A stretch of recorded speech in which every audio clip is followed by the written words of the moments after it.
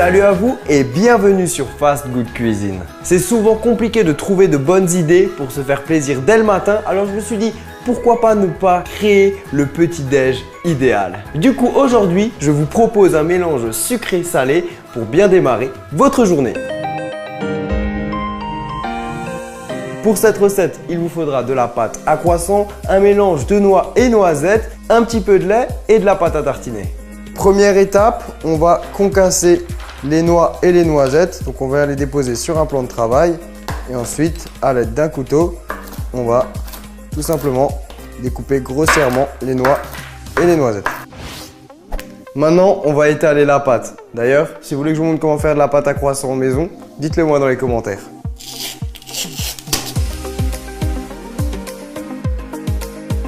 Ensuite, on va ajouter de la pâte à tartiner sur notre pâte à croissant.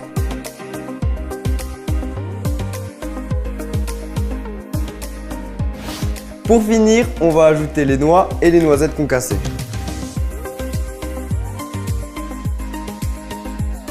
Partie délicate, on va rouler les croissants. Mais moi j'aime bien ça. J'aime bien les petits challenges. Toute dernière étape, on va badigeonner les croissants. Donc badigeonnons.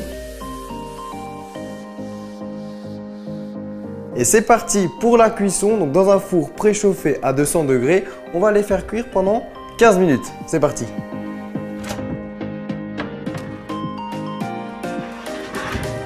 Ça y est, les croissants sont cuits. Donc on va venir les mettre sur une assiette. Ça, c'est pour la décoration.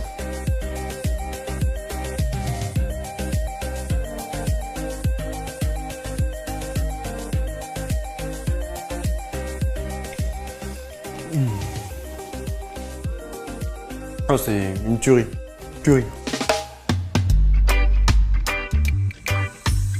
On va faire ensemble des pancakes un petit peu spéciaux et pour ça il vous faudra de la farine, du sucre, un œuf, du beurre, du lait, un petit peu d'extrait de vanille et de la levure chimique. Première étape, dans un saladier, on va casser un œuf.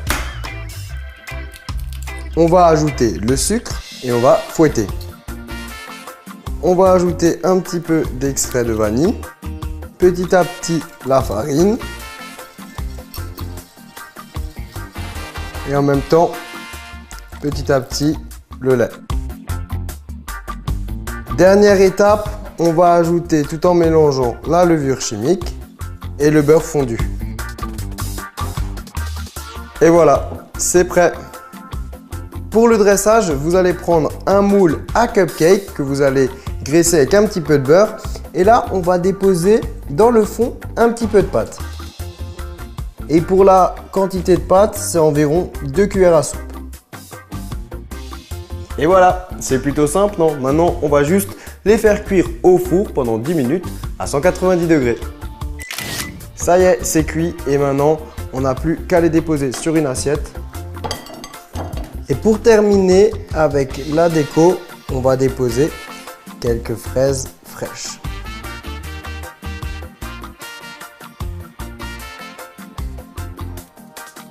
Il neige.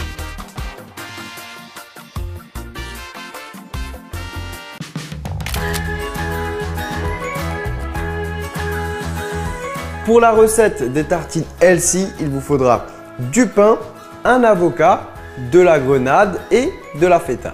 Première étape, on va s'occuper de récupérer les grains qui sont à l'intérieur de la grenade et pour cela, c'est tout simple. On va prendre un couteau et on va la couper en deux. Une fois que c'est coupé, on la sépare. Et là, on va taper à l'aide d'une cuillère pour faire tomber les grains.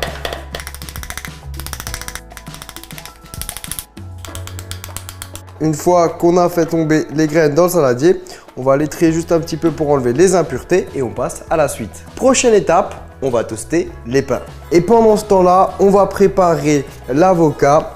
Donc on va l'éplucher, découper la peau tout le long. Et on fait la même chose en tournant l'avocat d'un quart de tour. Et maintenant, on va délicatement éplucher. Après avoir découpé l'avocat en deux, on va tailler dedans 2 fils de lamelles. Première étape pour le dressage, on va déposer les tranches d'avocat sur le pain toasté. On va ajouter quelques grains de grenade. Et pour finir, on va mettre un petit peu de feta.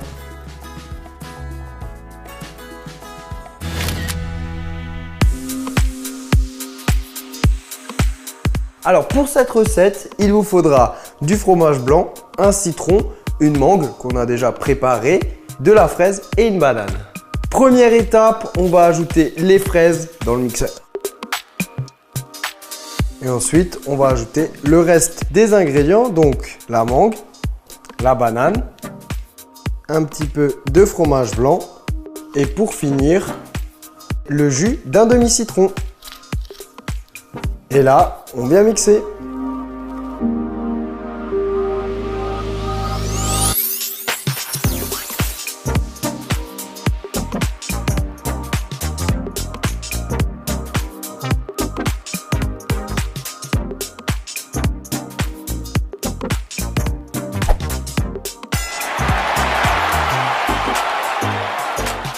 Eh bien, j'espère que cette compilation de recettes vous a fait plaisir et surtout, je voulais goûter absolument les petites tartines salées. On va voir ce que ça donne. C'est parti.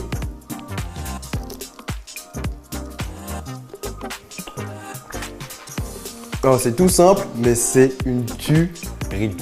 Eh bien, cette recette a été vraiment délicieuse. Je crois que c'est ma préférée sur les 4. D'ailleurs, n'hésitez pas, vous aussi, à me donner votre avis dans les commentaires en me disant quelle recette vous avez préférée. Bien sûr, si vous testez l'une de ces recettes, peut-être vous allez faire les 4, je ne sais pas. Mais en tout cas, si vous en testez une, faites-moi une photo et vous pouvez me l'envoyer sur fastgoodcuisine.com. Si vous avez des idées de vidéos ou de recettes, n'hésitez pas bien sûr à me dire tout ça dans les commentaires. Et vous pouvez bien sûr liker et partager la vidéo si vous avez envie de me soutenir. Je vous invite à cliquer juste ici pour vous abonner. C'est fait. Je vous dis à très vite et sur ce, ciao ciao!